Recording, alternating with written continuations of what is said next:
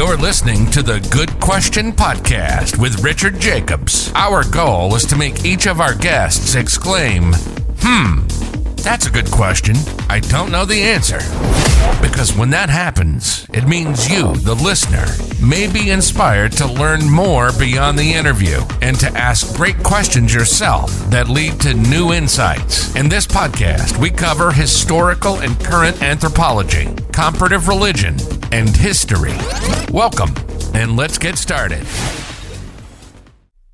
Hello, this is Richard Jacobs with the Good Question Podcast. My guest is Elisabeth O'Rourke, PhD. She's the clinic director of the Mind Well Psychology, LLP. So we're going to talk about anxiety problems in teens and OCD as well. So welcome, Lizzie. Thank you for coming. Thank you so much for having me. I'm happy to be here. Well, great. Tell me a bit about your background and how you got to work in these areas, and then we'll talk about what's happening currently with you. Sure, definitely. So as you said, I'm a licensed clinical psychologist. I am licensed in the state of New York as well as the state of Vermont, but my home base is New York. And I primarily work with children and adolescents, some young adults in entering early adulthood. And really what got me started working in this area, kind of an old story, but I kind of always liked working with children, was always interested in working with children, and worked in a lot of summer camps growing up and tended to gravitate towards the kids who were more anxious, who were shy, who were struggling to fit in, maybe didn't really want to be there. And I kind of kept that in the back of my head as I went through school and majored in psychology in undergrad, and really fell in love with this field when I took an intro to clinical psychology course. Kind of opened my eyes to like the possibility, what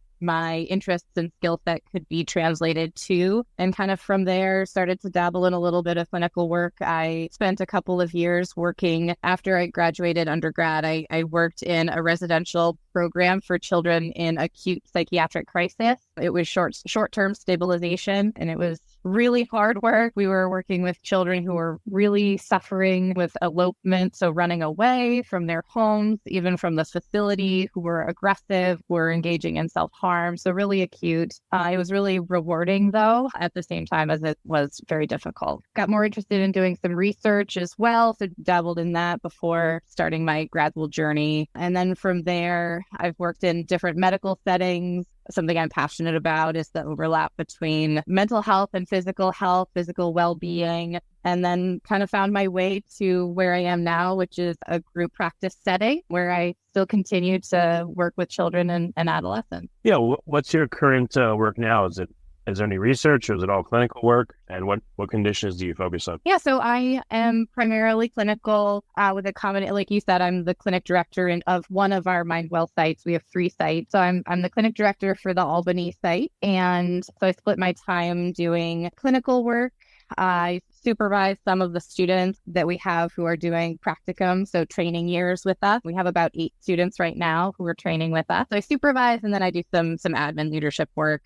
But in terms of the clients I see, the types of cases that I see, it's a lot of anxiety. I would say it's primarily anxiety, depression. I do work with OCD, tics and Tourette, trauma, really you name it. The thing, being a child psychologist, is you kind of see everything and you have to be ready to see everything. And so it is a little bit more of a generalist kind of approach. I see a lot of different presentations. So in teens and maybe even younger adolescents, are you seeing a big uptake in anxiety? Maybe from what I could see, and just anecdotally, at family meetings and meeting with friends and all that, seems like a lot of teens have anxiety. It's really exploded. Yes, and I think we're living through trying times. I would say I especially saw this during the height of COVID and certainly the aftermath of COVID, and we're still living it to some extent. But with all of the huge transitions that we've been asking everybody to go through, that we've been kind of going through this shared experience as adults, but also these children are going through this as well. And they're having to go from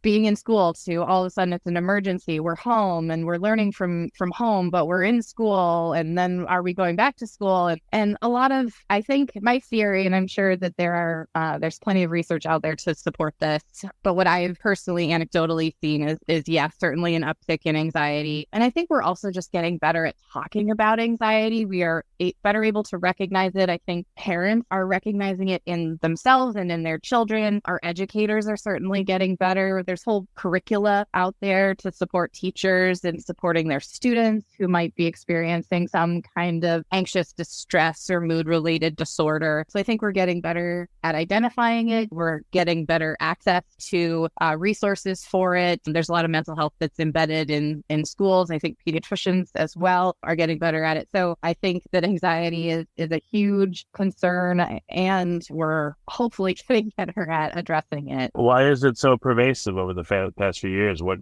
about COVID? What about these events that has caused this anxiety, you think? And how do you deal with it? What are the protocols? Yeah, so anxiety really feeds off, in layman's terms, it feeds off of uncertainty and lack of control. We as human beings feel most comfortable when we have certainty and when we have this perception of, if I make a choice, then I know what the outcome is going to be. And so if you take that away from people, we start to feel distressed. We start to worry. We start to feel very uncomfortable. And so when COVID was all the transitions happening during COVID, those transitions make us feel uneasy because they are things that we can't control. We didn't know what was happening. We didn't know what to expect. We didn't know if there was a vaccine that was going to come out. And that's just me reflecting on COVID in particular. There's also a lot in the world that's going on that we have really easy access to with social media, with things like TikTok, with, we can go into, the pros and cons of all of these platforms, and access to information is so important. But at the same time, we're kind of constantly getting information, an overwhelming amount of information, some of which is really positive, but a lot of what media focuses on is the negative of what's going on. So it's a combination of feeling out of control, like what we do, we can't predict what's going to actually happen to us. And so we feel like we can't handle it. And that's the other piece of anxiety, is lack of control and this perception of I can't handle whatever's going on. And so that's what makes us feel anxious. And so that's what I talk about all the time with my clients. I would say all of my clients, whether they meet full criteria for an anxiety disorder or not, the topic of anxiety comes up. And so we have these conversations about, are there certain things that we can do that would help us regain a sense of control? So we talk about, are there some coping skills that we could talk about? Is there mindfulness is a big topic of conversation right now, being more present focused, being able to sleep hygiene is another big one. So in terms of the control, so a teenager, let's say living at home, it would be hard. Like, where do they have control? They really don't. In high school, then they come home. At home, they don't really have so much control, and they're getting to the age where they really want to have it. They want to be on their own, or at least some do. How do you resolve anxiety in a teenager, let's say, versus someone that's like 30s, 40s, 50s? How does it manifest differently, and how do you work with them differently? This is a constant topic of conversation with any of my teen clients and with their parents. One normal developmental experience that teens have is that they try to gain independence by asserting themselves in sometimes adaptive ways, but often in maladaptive ways. So people describe teens as being cranky, irritable, moody, hormonal, all of those things. And all those things might be true, but we also need to understand what's going on in the teen brain. There are so many synapses being created. There's so many hormones swirling. And we're not just talking about like puberty hormones. We're talking about all of the different hormones in the brain that help to manage impulsivity, inhibition, anger, management, just overall feelings, being able to make decisions. And so the teen brain is just overwhelmed with all of this stuff that's happening developmentally at that time. And so teens respond to that by having all of these big emotions and having a harder time managing these emotions and just making decisions. And so often what I talk with parents and teens about is fighting. There's a lot of argumentation. There's a lot of, I don't want to do that. I hate you. That's not fair. A lot of these conversations happen. And so we do a lot of talking about, okay, so parent expectation, this is a common conversation. Parental expectations is that the laundry is done and folded and in your room, then the expectation is you need to put your laundry away, right? Or if you come home, eat dinner with us, then you clean your place at the table and put things in the dishwasher to help take the garbage out, right? Normally chore, expectation, kind of routine stuff. Teens often push against that. Having 3 teenagers, I have no idea what you're talking about. Yeah. Yeah, I'm sure it's so foreign. Nobody can relate to this, I'm sure. But it's all very normal. And that's not to say that it's not incredibly frustrating to have constant argumentation around it. But that is how the teenager starts to assert that independence and create a little bit of separation between parent and child. The other thing that any parents of teenagers or young adults may be able to reflect upon is that early on in development, the child is all about the parent. That's the focus of their relationship. And as they get older, they kind of separate a little bit, but it's still like, Mom, Dad, I love you. I want to be around you. Separation is hard. And I do play with my friends, but I want to go and snuggle with you at night kind of thing. And then as you enter teendom, teens start to create more of that separation and they become much more focused on friendships. And that's a normal part of development, but can certainly create some discord. And is also part of teen identity development, which is another part of what is going on with anxiety, is that teens are trying to figure out who they are in their friendships, who they are in their family, who they are in the world, who they are at school. Like there's just so many layers to it. And all of that uncertainty also adds to this general anxiety uptick that we typically see at this age. What other mental conditions do you see? More OCD or self-harm? What else is rising along with anxiety? So I also see, we call it comorbidity. It's when an individual experiences more than one mental concern, mental health disorder. So I do see a lot of overlap with anxiety and depression. Those tend to go hand in hand. Depression is all about, it's not all about, but part of what reinforces depression is that we pull away when we're feeling that things are not going well. When our mood is low, we kind of withdraw, and that gets further reinforced by anxiety. And so I do see both of those increasing at the same time. OCD, yes, I definitely saw more OCD cases related to cleanliness, and we call it contamination OCD. So this concern of getting sick, of illness, of being dirty. So I certainly see that. PTSD as well, so trauma-related disorders. ADHD is a big one, attention deficit hyperactivity disorder. So I would say kind of across the board, we're seeing more sensitivity to, or more specificity in diagnosis. And so we are seeing increases generally across the board in diagnosing these disorders. This doesn't necessarily mean that the whole entire population percentage-wise that the prevalence is increasing, but that we're getting better at identifying it, as well as perhaps some of these large foundational experiences, like what's happening in the world, what's happening more microscopically in each individual's lives, are contributing to increases in diagnosis. What do you think is the role of smartphones and social media and all this? Do you see it makes teens more one way or another, or you don't think it has much effect?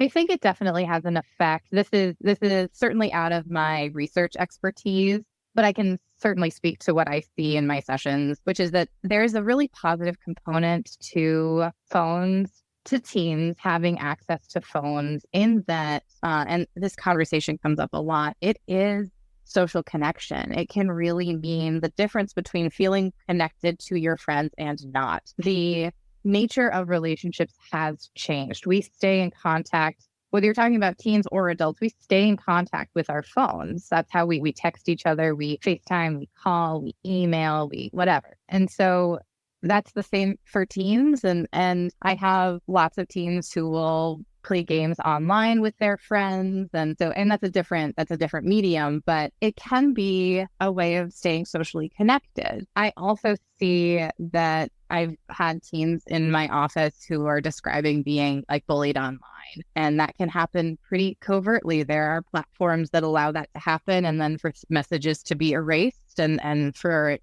to be really hard to find a record of these things. And so, and therefore hard for that individual to get support. So, and that's not the only pitfall of having a phone, but I think we're all concerned about media exposure, social media exposure. And I think we're trying to figure out, I think my strategy in talking with parents is being very thoughtful of how they talk about and educate their child on appropriate use of a phone, talking about what sites they're allowed to go on, what if they're allowed to have social media, at what age they're allowed to. And really that's family dependent. But I think that's a really important conversation to have. But like I said, I don't have expertise on that. I just know what I'm seeing and that there are very clear pros and very clear cons. Well, what are some trends that you're seeing in teens? Where do things appear to be going with them, their mental space?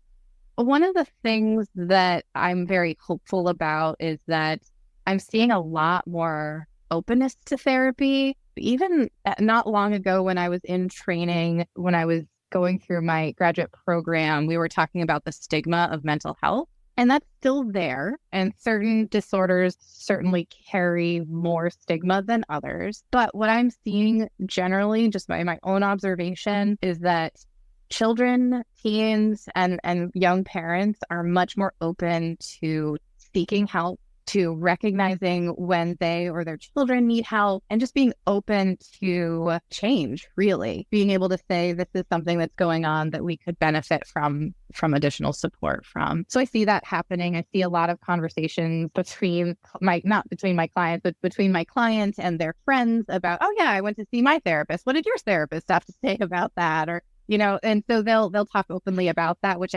I think is really healthy, that we're taking some of that stigma away. And I truly believe that children and teens, this cohort is going to really redefine how we think about mental health, even down to how we diagnose and think about disorders like autism or ADHD and things that fall under that neurodivergence, how we talk about these things, how we identify these things, all of that. So I see that really changing. And at the same time, I see a lot of clients who are still suffering with a lot of anxiety and depression, and with that, some risky behaviors. But I'm still very hopeful.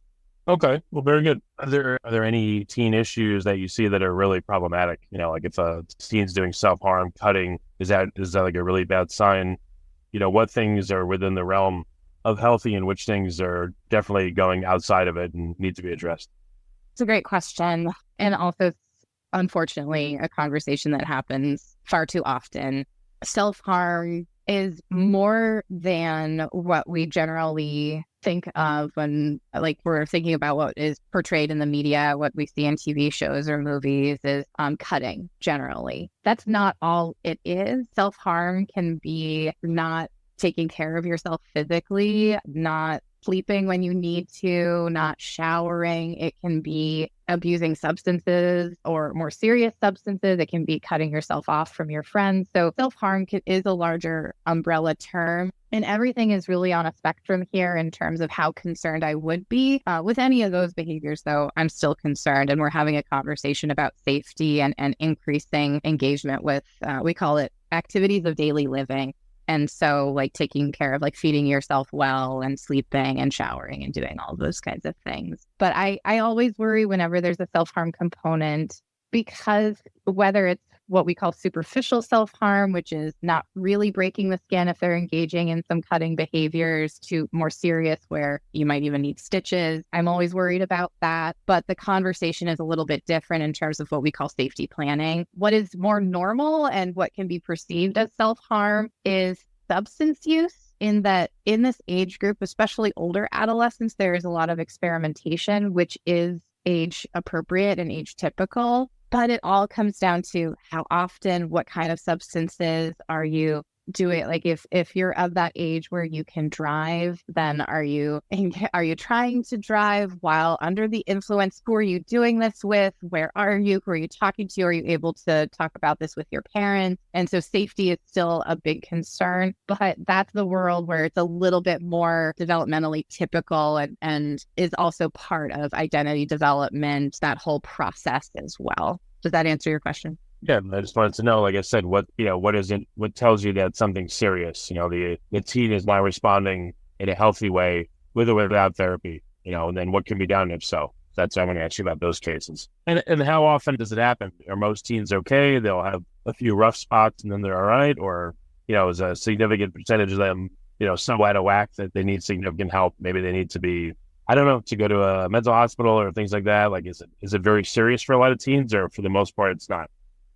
And I don't know the data on this, but it really depends on the setting in which you're working. So for me, I work in outpatient care, and so my clients come and they see me once a week, and then really I'm only seeing them once a week. We don't see them more than that, and we're not available outside of our normal office hours. And so the population that I treat are generally in a place where, yes, I see suicidality, I see self-harm, I see substance use, and I do at times have really significant concerns. But for the most part, the population that I work with there is a lot of hope there. And not to say that there isn't hope for individuals who are experiencing a more acute crisis, but they generally end up in more of like a hospital setting or in an intensive outpatient program.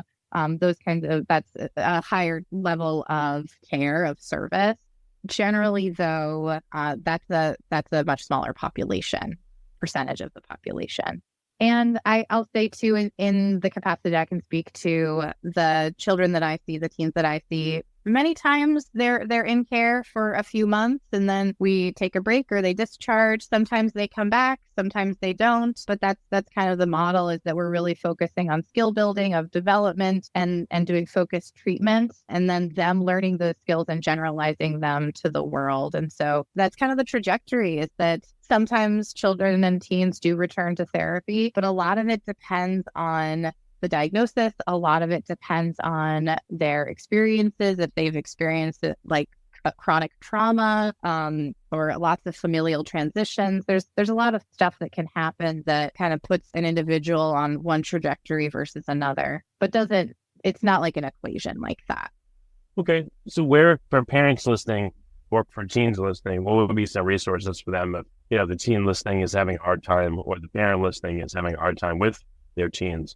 What kind of counselors should they look for and get? Just psychologists that do CBT, or are there specialist type skills that they may want to look at?